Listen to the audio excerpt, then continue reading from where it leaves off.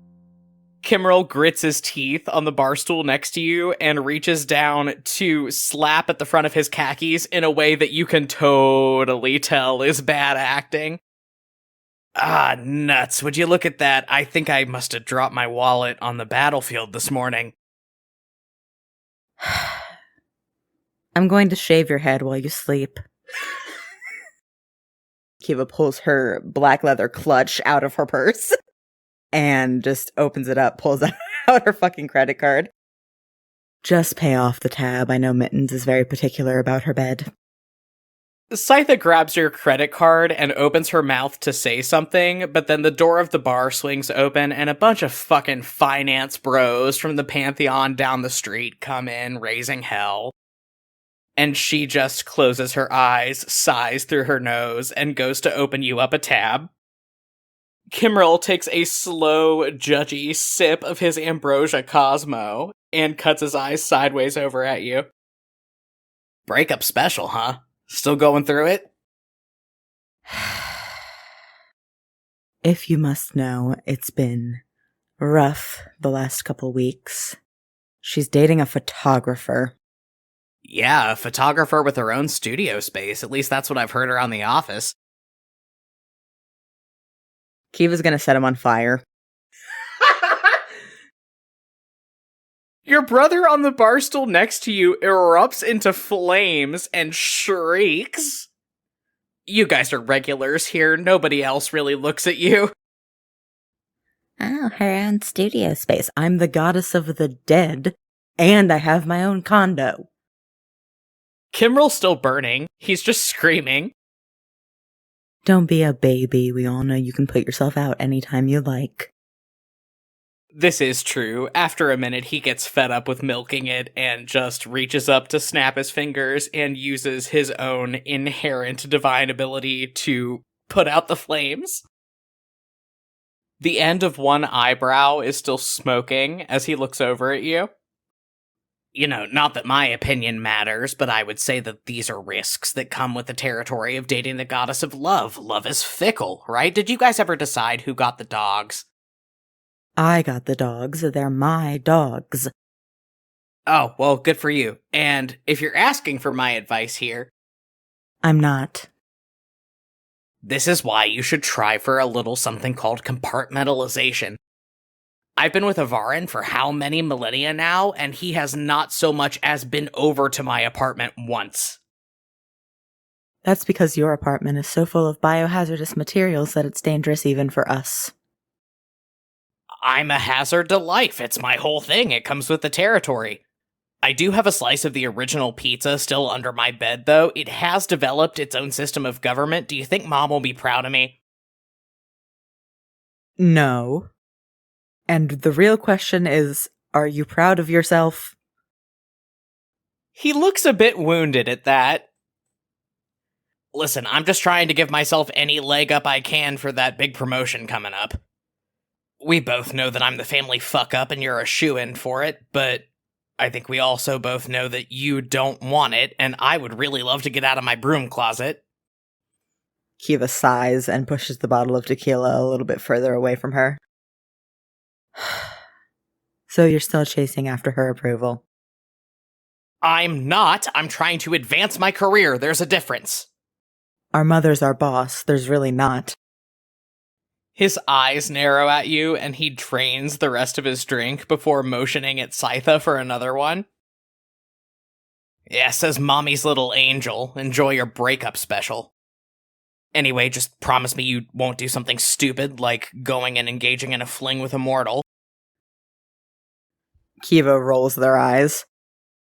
I'm lonely, not an idiot. Look, I'm just saying, you remember that really nice new girl in the department? What's her face? Goddess of Pestilence. Really sweet girl, if you ignored the bugs and the oozing.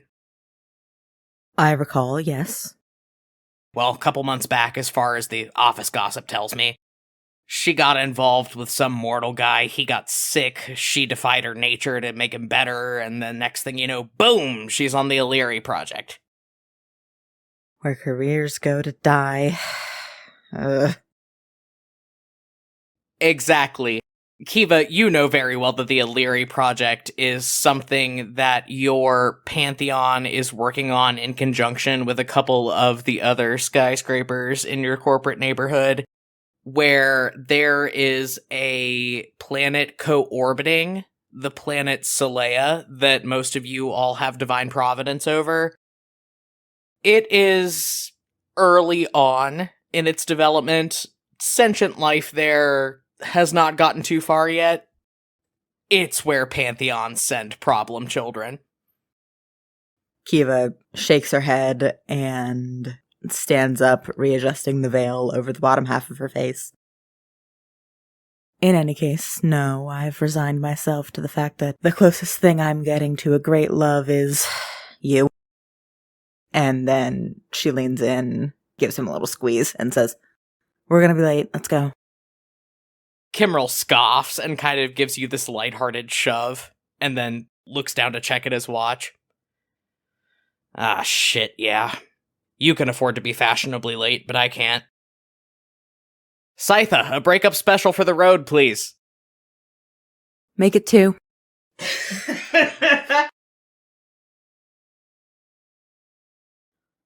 Kimryl, you find yourself standing in front of your mother's house. It is so bad to look at. You know those, 80s McMansions that have every architectural feature? You know? They have the lawyer foyer, and they have the rotunda, and they have the fucking skylights and shit. It has windows in 5 different styles.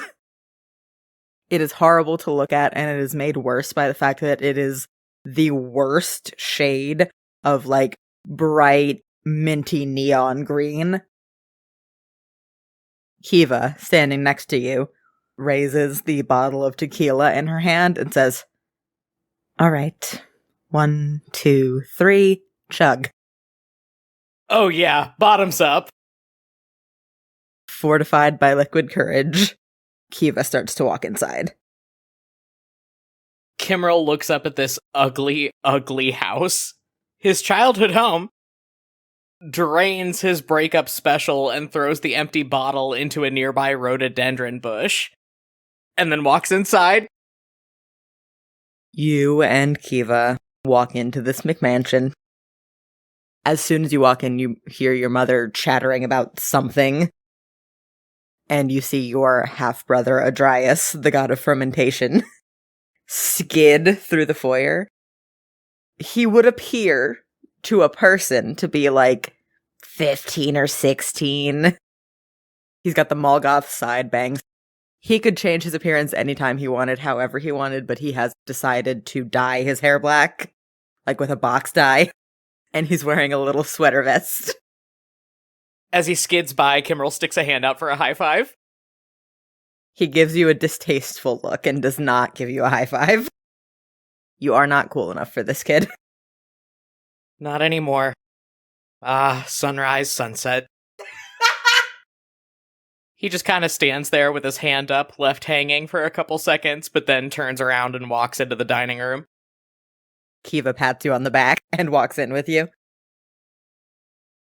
Around this table sit Ifona, the creator goddess of your pantheon, your mother.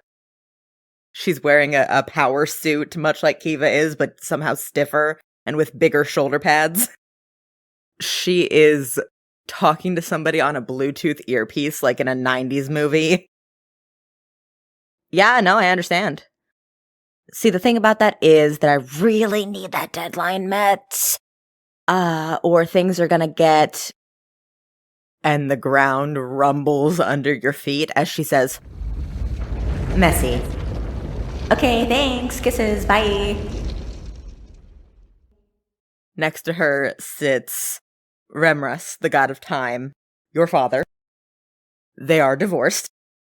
He's got the hippie headband on, but he is visibly an old man. He's got bad facial hair. He's wearing a tie-dye t-shirt and some hemp sandals. He is smoking a joint at the table. Kimryl just kind of stares into the middle space for a second and then sits down in the nearest empty chair. Not that I don't like seeing the little rugrats every now and again, but, what are the bastards doing at dinner? Your father immediately fires back. It's my weekend with him, Kimryl. Don't be a dick. And as Kiva takes a seat, she says, "Are they sleeping in the van with the wizard painted on the side, or..." Kimryl reaches under the table to slap her 5. Oh yeah, she slaps you back, no question. As your father says, Kid, if I told you once, I told you 1,000 times. The van is a demiplane. I can make it as big inside as I want. You would know that if you ever came to visit your old man. Kiva adjusts the half veil over her face and goes, "I'd love to, but I'm allergic to that perfume that your girlfriend wears." Not that I'd ask her to change it. I know it's very in with people our age. No, I don't think Kimryl can hold it together through that. He does put a hand up over his mouth. On Kiva's other side, your half-brother Adrias goes, "Ugh, why do we have to do this every time?" And from between him and your father, there is a snore as your half-sister, Arsena, the goddess of dreams. She's a young girl. She looks to be about 12 or 13. She has bluish silver hair tied up in a big fluorescently pink scrunchie. And she is wearing feety pajamas patterned with her divine symbol, which is a crescent moon and a cloud. And she is asleep face down on the table. Hey, I love these kids. The ground rumbles again as your mother, adjusting her fantasy Tiffany bracelet on her wrist, says, "Everybody, behave!" Kimryl's used enough to being the black sheep of the family that he's not really scared of their mom that much.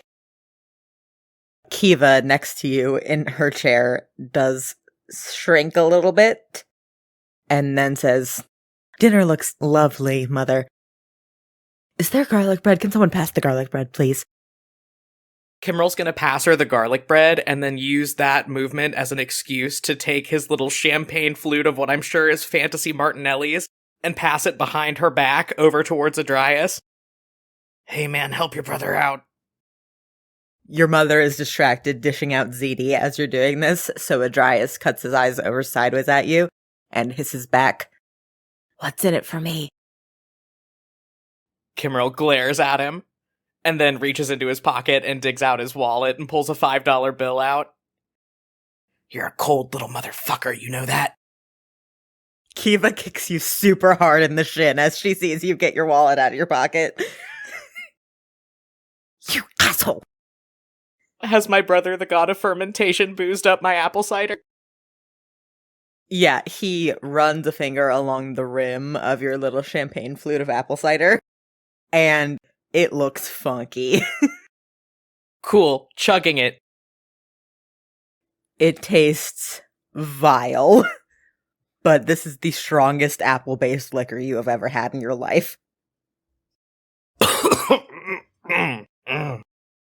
Yeah, so, how was everybody's week?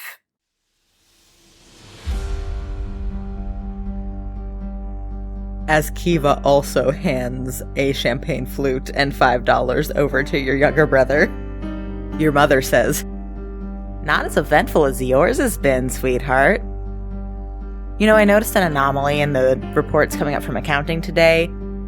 One of the new interns pointed it out. I think his name was Bradley? Brendan? Fucking Brandon. Alright, listen, I was in a bit of a hurry this morning. I misread the schedule. Tuesday and Thursday both start with a T. And the World War got kicked off a little faster than we thought it was going to, but it's okay. All the paperwork's done. All the souls got processed. I've got this. It's under control. I'm good at my job. And, speaking of which, given that you just broke your own rule about not talking shop at the dinner table about that promotion... The ground starts to rumble again. And Kiva looks at you sideways like she thinks the last one of your brain cells has finally curled up and died in there. As your mother says, Honey, do you really think now's the time to ask for a promotion. Really? Well, I mean, if I'm being frank, this seems like a perfect time for me to get out of here, go back to my me-damn apartment, and close out this hell day with my cat, a pina colada, and the newest episode of The Fantasy Bachelor. But these things don't always happen at our convenience, Mom, do they? Kiva is gripping so hard onto the edge of the tablecloth, it is just fisted up in her hands. Under you, you feel your chair go from dead wood to a living tree as your mother gets angry at you.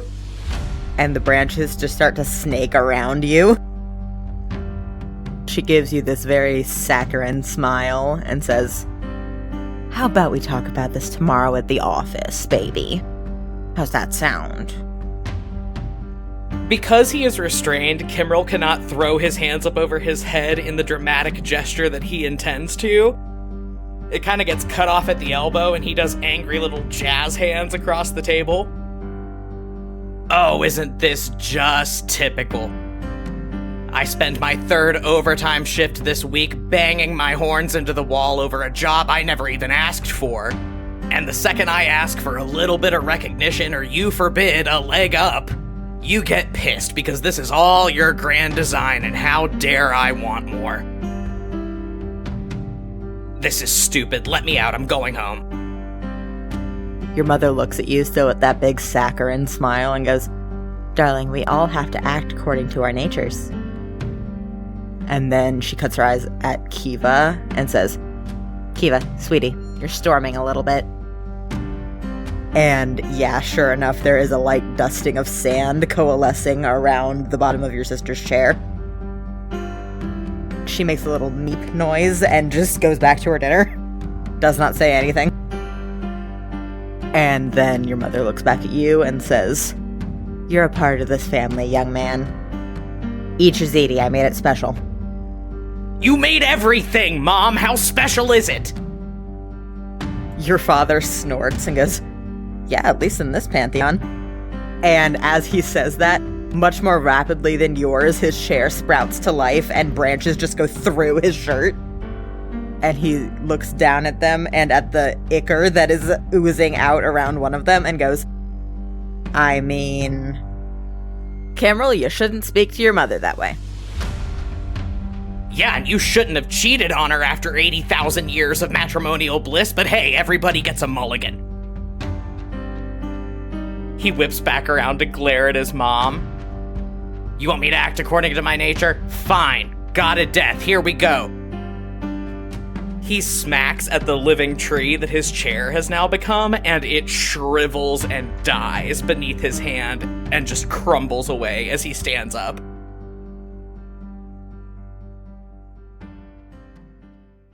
Down the table, Arsena finally wakes up. Was it? Nothing new, kiddo, just me being the family fuck-up as always. Hot tip, when you and your brother get old enough, start looking into those fancy study abroad scholarships to go to college in the 9 hells or something. Get the fuck away from here as soon as you can. And then he storms out of the dining room, out the front door, onto the front porch, and just starts pacing and chain smoking. You're out there for a few minutes before a trickle of sand washes over the front step. It is exquisitely uncomfortable. It immediately gets in all of your clothes. And Kiva comes and sits down on the steps next to you. Mind if I bum one? He pulls out another cigarette and holds it towards them without looking at them. These things will kill you, you know. Haha, very funny. And she lights up, starts smoking next to you. You know, I found takeout containers in the garbage again. Yeah, of course you did. When's the last time you actually saw her cook anything? The primordial soup and that shit was disgusting. Yeah. You know I don't mean to ruin everything, right? Well, and another flurry of sand falls out of their hair. As Mother always says, we can't act against our natures. Yeah, that's the fucked up thing. I mean, I know I talk a lot about wanting the promotion and the corner office and the cushy job security and everything, but I'm down there on the prime material every day in the mud and the blood and the shit. And I look at the mortals and they can just change, you know? Wake up one day and decide everything's gonna be different. And there's consequences for it, sure, and judgment and everything else, but they've got the choice. And it kind of fucks with me that I feel jealous over that. You notice Kiva's hand shaking a little bit around her cigarette. Yeah, well, the corner office isn't all it's cracked up to be anyway. I'll have to take your word for it, I guess. Not like I'll ever see the inside of one myself. Kimryl stubs his cigarette out and stands up off the stair. You know what? I might not have a lot of choices, but I got the choice to not go back in there. I'll pay for it at the office tomorrow, I'm sure, but I'm gonna go.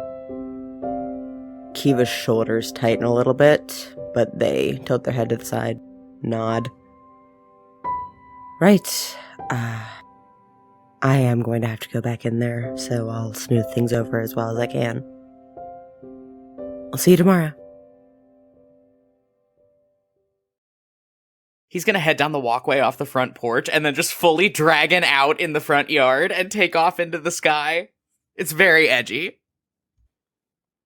Kimryl, as you fly away, dramatically, edgily, probably thinking to yourself, this looks badass as fuck. You hear next to your ear, "You left your cat at the bar, dumbass." Kiva, we pick back up with you. You're sitting in your office most of the way through your workday, just finishing up some paperwork.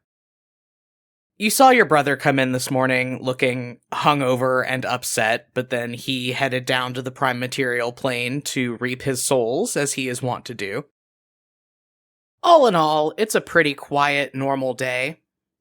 Until you see the little intercom on your desk light up and buzz. Your mother's voice comes through the speakers. Kiva, sweetie, do you mind coming up to my office for a second? There's something I wanted to talk with you about. Kiva contemplates taking out the little airplane bottle of vodka in her desk drawer. Resists. And then they push the button on the intercom and say, "I'll be right there, Mother." And then, yeah, they're gonna go. You continue on your way down a hallway into this glass elevator that goes up the outside of your building. As you are rising quickly up to the top floor of this skyscraper, you see something kind of weird. And you think it might just be a trick of the light, or maybe you're just tired. But for some reason, the building next to yours looks a little bit closer than it used to. Like it is moving into the physical space of your workplace. But you don't have a lot of time to think about it, as this elevator carries you up to the very, very top floor of your building to your mother's office suite. There's a reception area right outside the elevator, and your mother's secretary, one of them, today it's the sun goddess, but she and the moon goddess switch off, they're married, is sitting at a computer typing feverishly as her fingertips glow. She looks up, fixes you with a big bright smile. When I say bright, it does glow, it hurts your eyes. "Oh, hi honey, she's ready for you, go on in." Kiva hisses. "Great, yes, I'm very excited." And then, squinting, she moves in towards the office. Your mother has the biggest, most luxurious corner office in existence. 2 of the walls of this room are just solid plate glass window looking out over the bustling metropolis of the celestial plane. She has, like, modern art sculptures on her mahogany bookshelves. Not fun modern art, weird modern art. The kind no one actually enjoys. And she is sitting at a big, intricately carved wooden desk with little offshoots of branches and leaves growing out of it, talking feverishly on her fantasy Bluetooth headset. Yeah, of course, I understand that. Uh-huh. Well, per my last email, we already had that covered, so you might want to go back and check again. Uh-huh. Awesome, glad that's cleared up. Talk to you later, bye! And then she clicks at her headset and smiles brightly up at you. Kiva, baby, thank you for coming so fast. I know you're busy. Can you have a seat for me, please? Of course.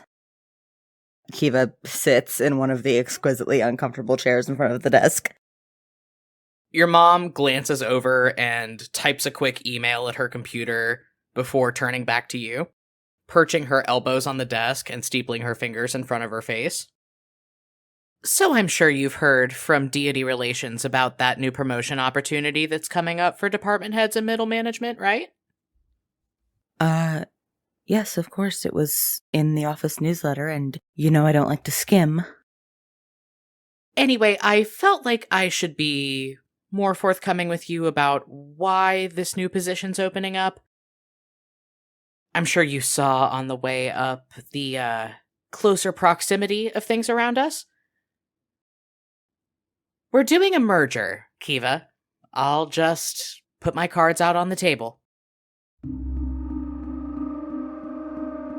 A merger, that's wonderful. What brought this on? Well, everybody in this office park has been working their hind ends off ever since the inception of intelligent life down on the prime material. And given how quickly the mortals are advancing, there's been a lot of travel and trade and cultural crossover. And as you know, as much as the mortals are our responsibility, their belief does shape everything here on the celestial plane. Turns out our folks are getting a little too chummy with the Palladian pantheon. And if we don't merge, then we risk our entire company culture shifting as soon as the belief system does.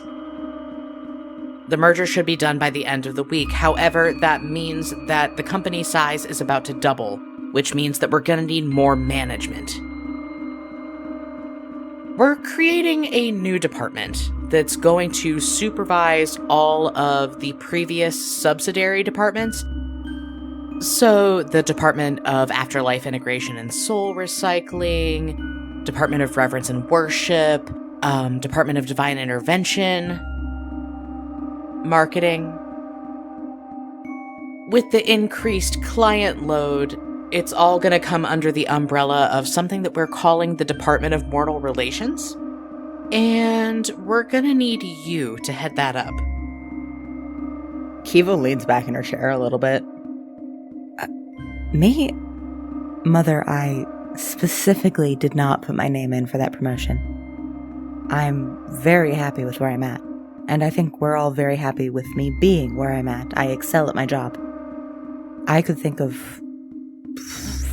5 people off the top of my head that do want it. I know Kimryl put his name in at least once. Sweetie, Kimryl can't even make it through a family dinner without causing an uproar. You really expect me to bring him into meetings with executives from a whole other pantheon? How about that girl in ritual sacrifice intake? I know she's been itching to get out of the slaughterhouse. You see your mom pull up a spreadsheet on her computer and squint as she tries to figure out who you're talking about. Oh, her! Well, yeah, we need to keep her where she is. Not everybody in the office has the stomach for that job. I know Avarin put his name in for it. He's great at his job.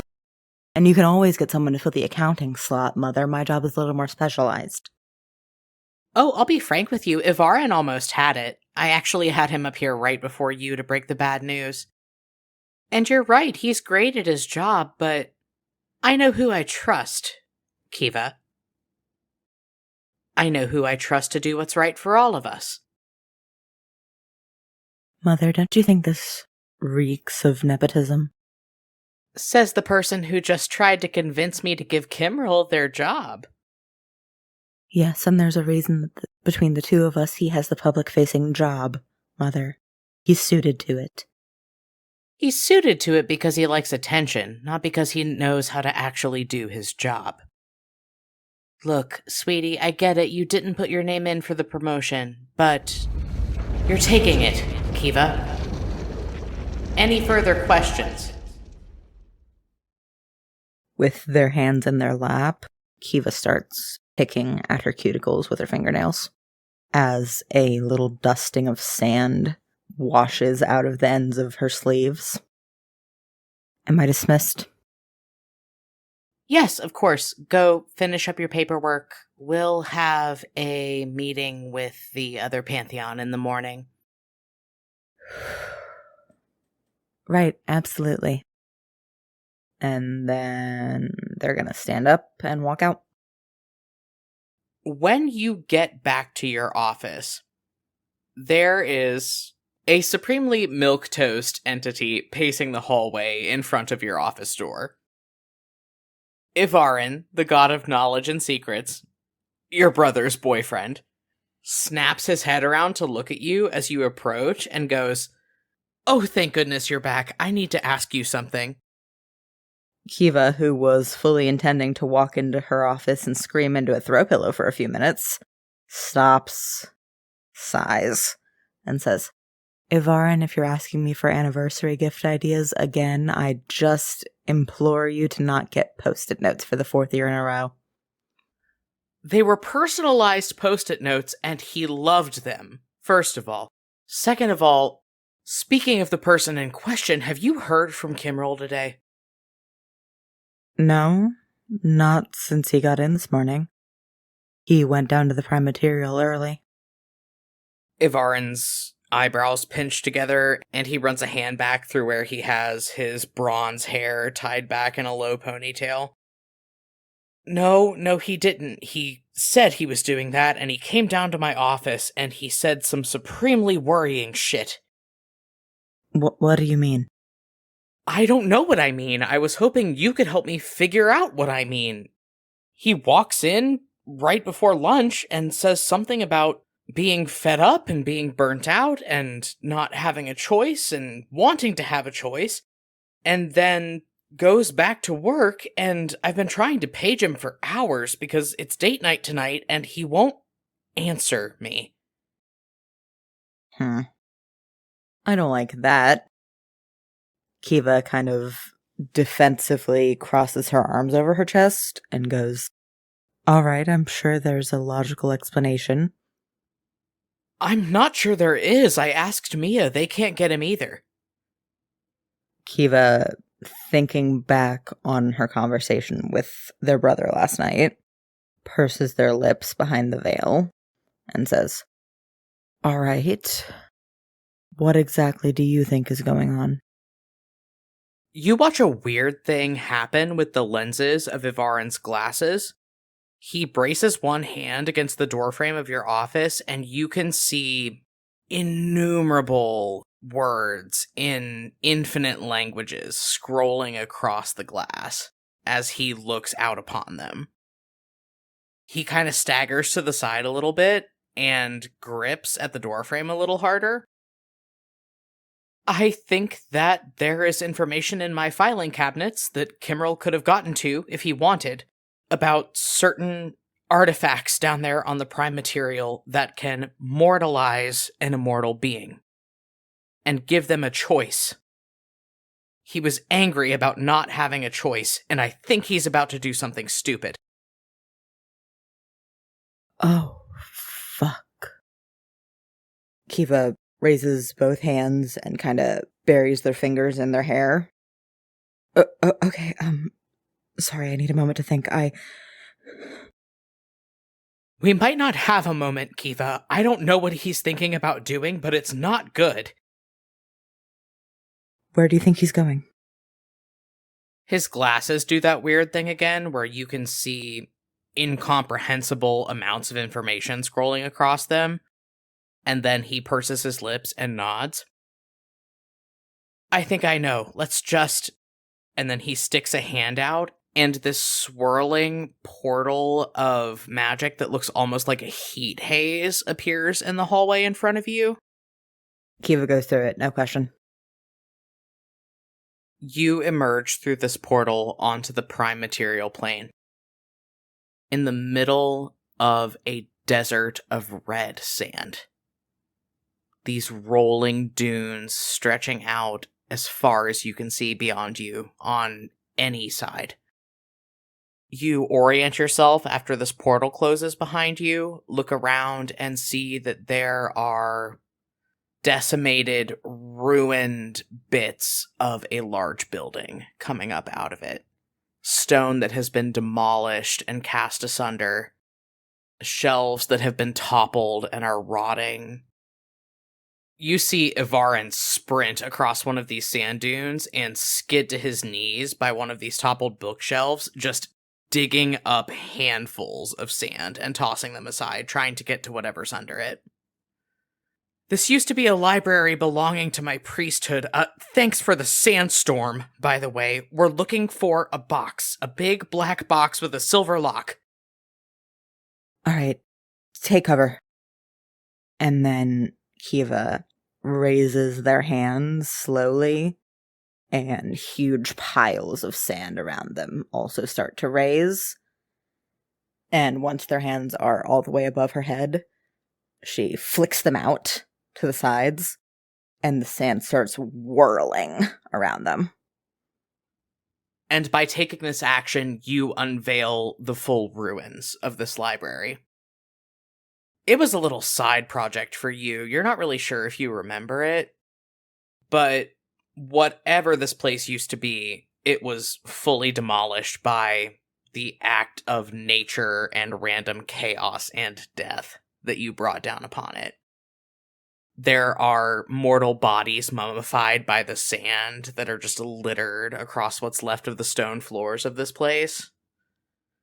And despite the fact that the remains of these people are likely members of Ivarin's priesthood, he pays them no mind. He is just digging through the shelves that have been unearthed by you pushing all this sand away, pulling out books, shoving them in a backpack, and trying to claw through cabinets and things, looking for something.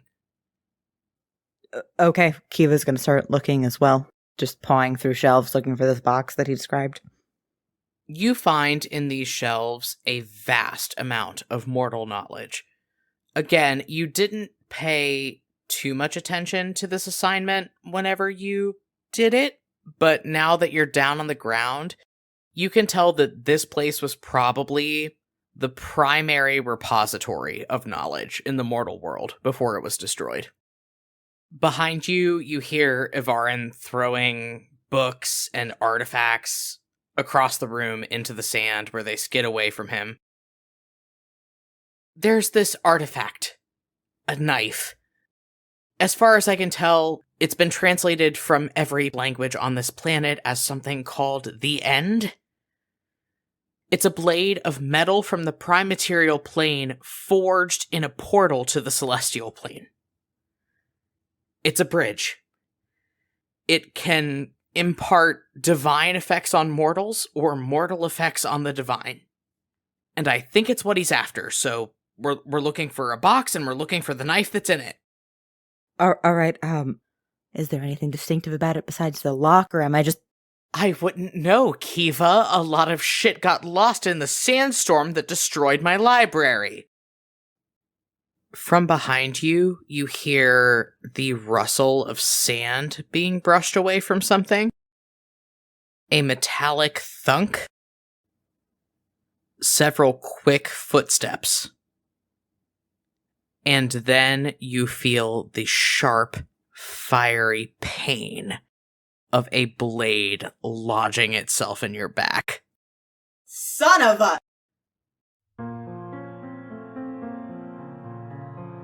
And Kiva, it hurts. it hurts in a way that you are not familiar with because you have never experienced mortal pain before. You've never had to feel anything like bleeding or shock or having a punctured lung before. But you feel it now. You can't breathe. You feel that within your body there is something horribly wrong. And right behind you, a voice in your ear says, "Do you know what it's like spending your entire career, your entire existence, trying to bring people knowledge and enlightenment, and then to lose it all to one random sandstorm? One simple act of chaos? Oh, sure, we're doing a merger. We're ushering in the next great age of the mortal realm. And we're putting the wheel in the hands of someone who only knows how to destroy." The blade in your back twists a little further, and for the first time, you experience the feeling of ichor bubbling over your lips. Don't take it personally, Kiva. We all have to act according to our nature.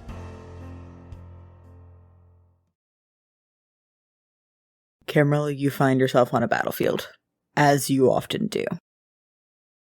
You are surrounded by the newly dead as you walk through the chaos and the carnage and lift them from their cold bodies. The air is thick with the smells of blood and smoke, and the sickening thuds of artillery shots finding their marks. You stand in the middle of all this bloodshed, untouched by it.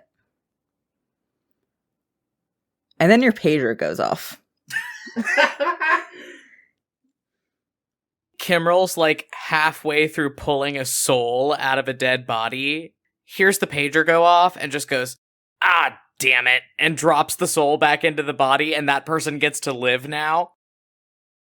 He wipes some of the gore on his hand off onto his khakis and then pulls the pager out to look at it. In the time since the invention of the pager, you have gotten very familiar with what an alert for a death looks like. You have silenced the alerts for all the deaths on this battlefield, so this is definitely a more distant one. But as you pull it out, and it gives you the standard location and urgency, the pager in your hand pops and smokes.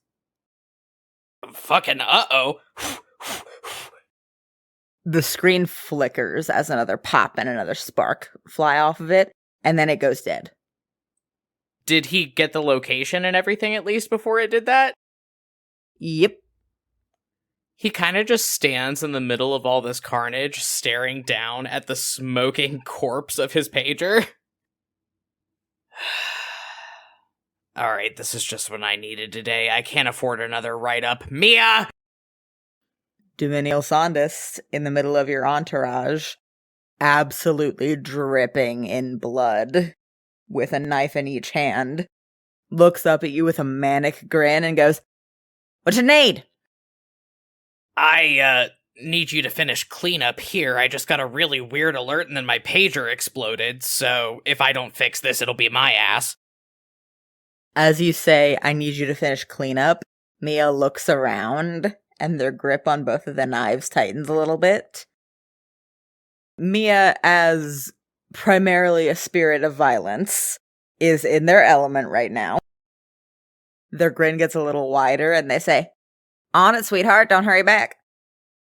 Just follow the protocol. I don't want any mess-ups on the paperwork, alright? "You're no fun, sugar." Kimryl flips them off and then just blinks out to the location on this page that he got. You teleport to the middle of a sandstorm. Around you are the ruins of some building. Spires of rock and rotting piles of wood and paper.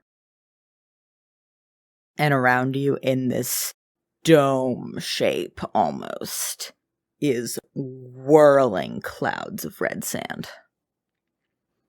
And Ethereal is here, standing next to one of these piles of rotting wood and paper, holding what looks to be a knife in his hand.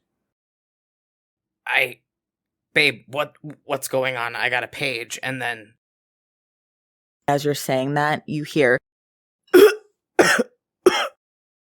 Ew, okay, looking around for the source of that. From right over where Ethereal is standing. He gives you this big, bright smile and says, "Hey, baby, you're a little early."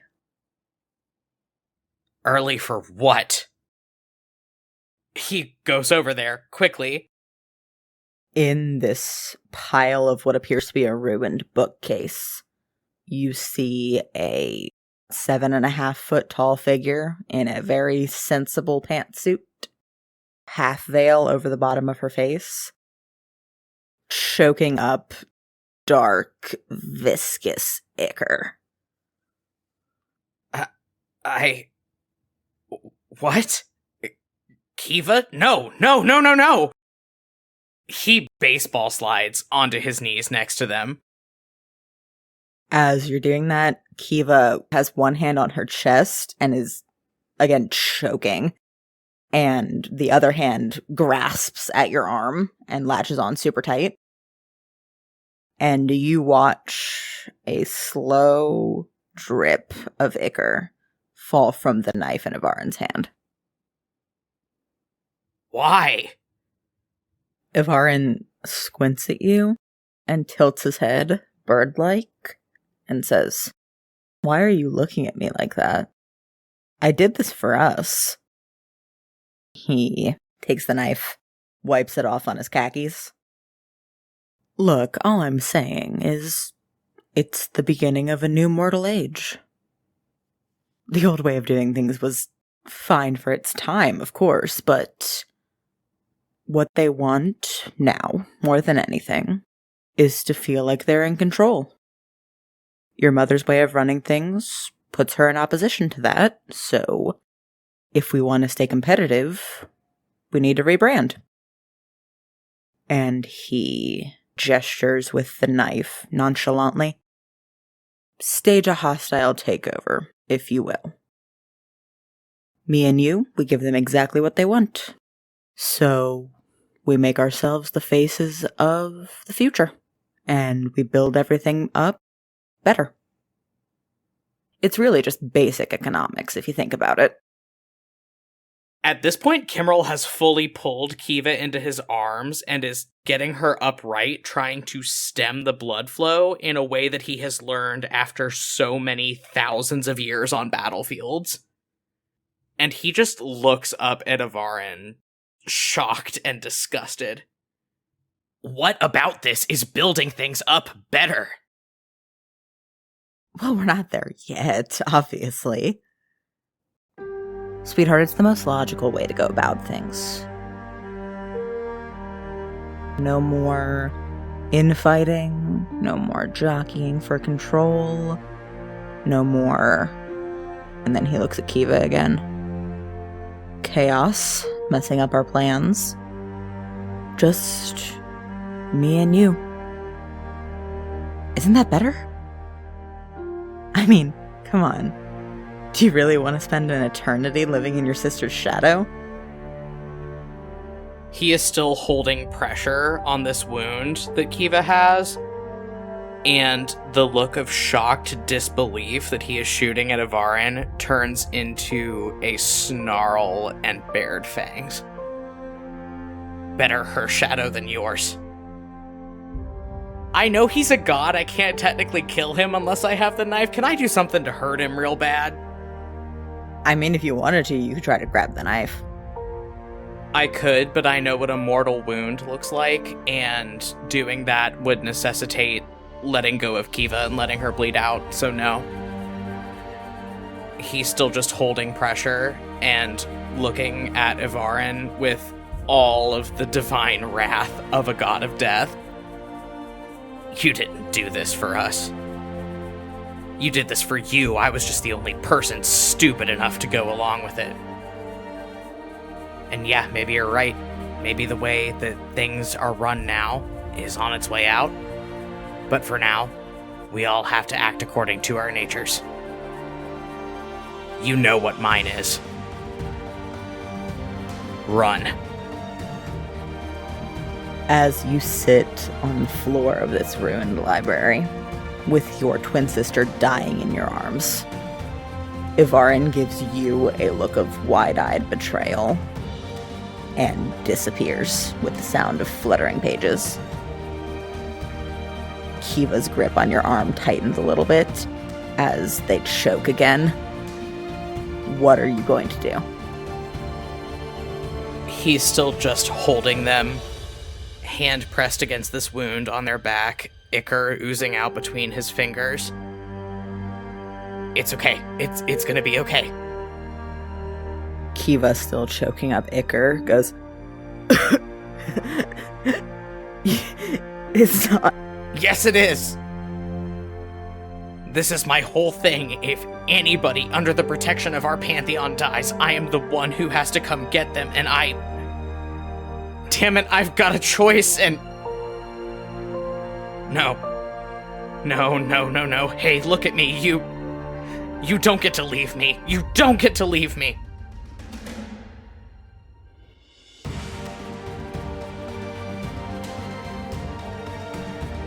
Kimryl refuses to do his job. He is not going to reap his sister's soul. You make that choice. You choose, knowingly and consciously, to act against your nature. So here's what happens next.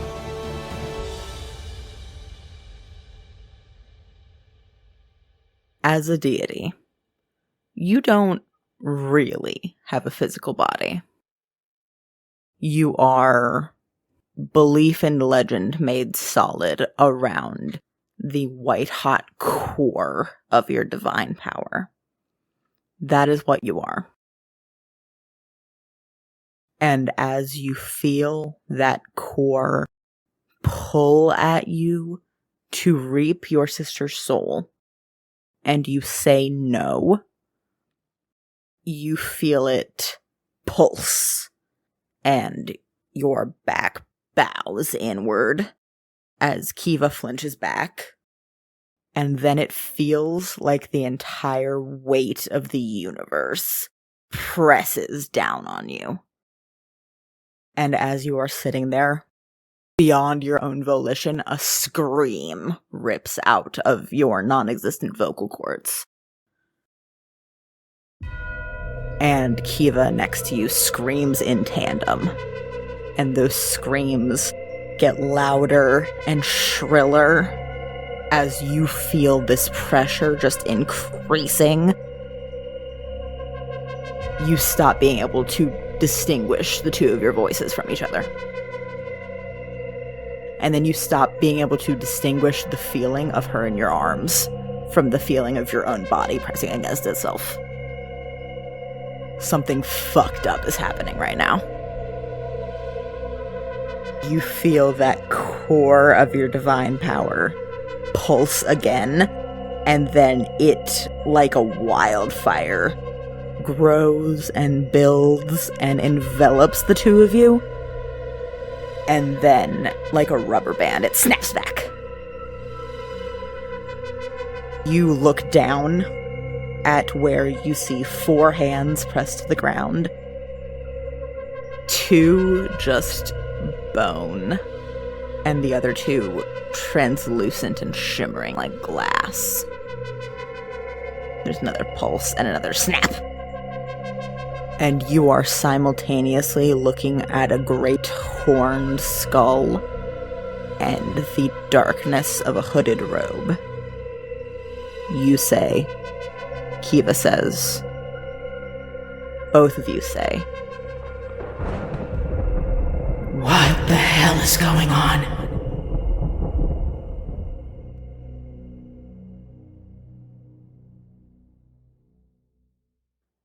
And that's where we're going to end this week.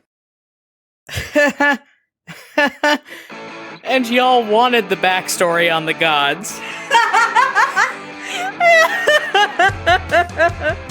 We'll see what happens next time On Compelled Duel.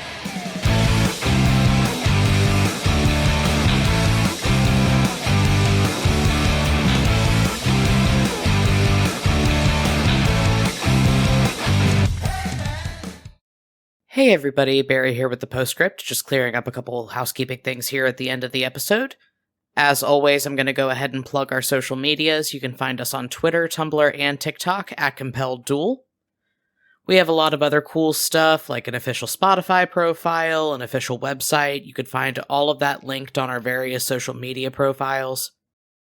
We also host a Q&A live stream every week on our YouTube channel, so if you want to head on over to YouTube and search Compelled Duel and subscribe to us over there, we'd love to see you come hang out for that. It's a lot of fun.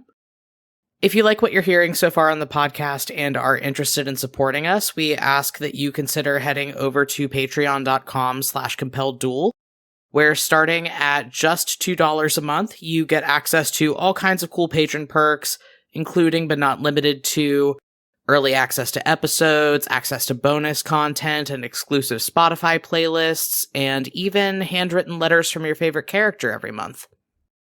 If you'd like to support us in ways other than pledging to the Patreon, we ask that if you're listening to us on Apple Podcasts or Spotify, that you leave us a rating and a review, since that helps us get promoted to a wider audience. And as always, word-of-mouth advertising is the most powerful tool we have at our disposal, so if you like the podcast, we just ask that you tell a friend about it, and if they like it, ask them to tell a friend as well. And in other news, we did just open our official merch store, so if you're interested in getting any kind of cool Compelled Duel merchandise, you can head on over to compelledduel.myshopify.com.